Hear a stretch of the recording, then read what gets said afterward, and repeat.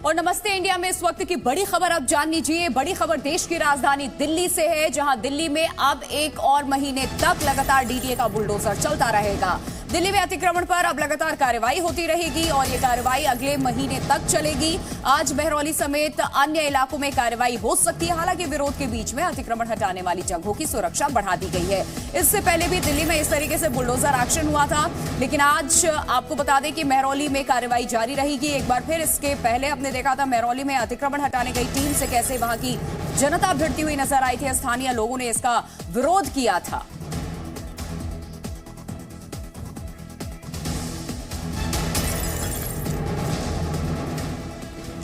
और दिल्ली में जमीयत उलेमाए हिंद के सर्वधर्म सम्मेलन में शामिल हुए जैन धर्मगुरु लोकेश मुनि ने सनसनीखेज आरोप लगाए हैं। जी न्यूज से एक्सक्लूसिव बातचीत में जैन मुनि ने कहा कि सम्मेलन में उन पर हमला करने की पूरी कोशिश की गई। जैन मुनि पर हमले की कोशिश उस वक्त की गई जब वो अरशद मदनी के विवादित बयान के विरोध में मंच छोड़ करके जा रहे थे। एक रिपोर्ट आपको दिखाते हैं।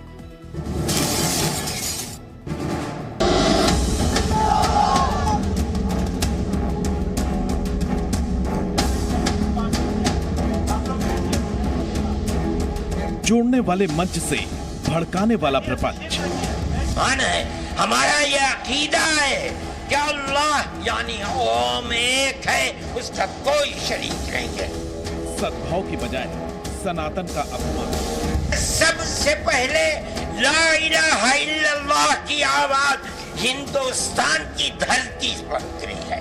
न उस वक्त शिव थे, न राम थे, न ब्रह्मा थे, कोई नहीं था, तन्हा आदम और मनु थे। मनु अल्लाह उसकी औलाद, ये फालतू की बातें सारा पलीता लगा दिया एकता के सद्भावना के सम्मेलन को।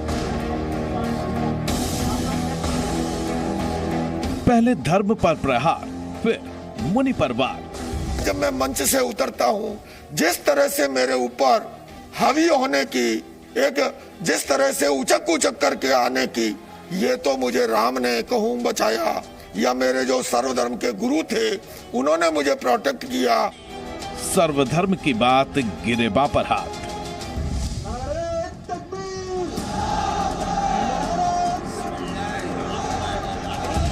दिल्ली में जमीयत उलेमाए हिंद के सर्वधर्म अधिवेशन के दूसरे दिन मौलाना अरशद मदनी ने अल्लाह और ओम को एक बराबर बताकर नए विवाद की पटकथा लिख दी। जब अरशद मदनी मंच से बयान दे रहे थे, मुस्लिम धर्म को सर्वोपरि बताने की कोशिश कर रहे थे, तो वहां मौजूद संतों ने खुला विरोध किया था। अब जैन मुनि लोकेश ने जी न्यूज से एक्सक्लूसिव बातचीत में उस दिन का सिलसिलेवार ब्यौरा दिया और दावा किया कि जब वो मंच से उतर रहे थे तभी कुछ लोगों ने उनको घेर लिया। उनका गिरेबा पकड़ने और हमला करने की कोशिश की गई। अपने साथ हुई इस घटना से जैन मुनि काफी आहत दिखाई दिए। गिरेबान पर हाथ डालने के लिए उचक उचक करके आ रहा था। मेरे बौद्ध भिक्षु भाग करके गए और पुलिस से कहा, भैया क्या तमाशा देख रहे हो? मैं जानता हूँ, मेरी आत्मा जानती है क्या अतिथि का सम्मान इस तरह होता है।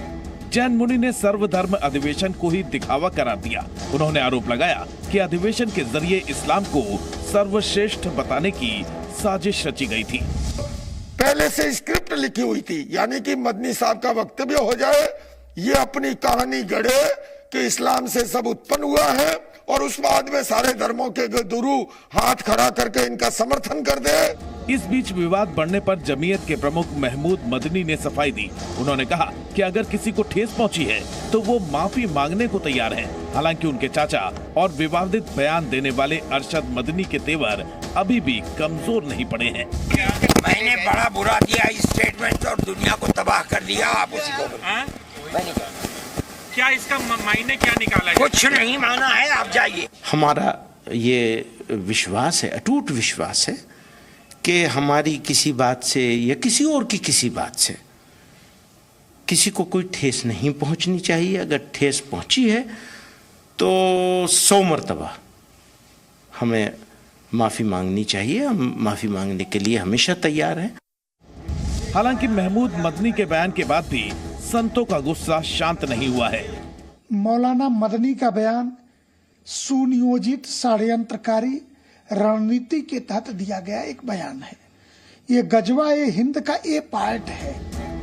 पूरे विवाद पर सियासी बयानबाजी भी जोर पकड़ती दिख रही है। बीजेपी ने इस बयान को सामाजिक सौहार्द को नुकसान पहुंचाने वाला बता दिया है।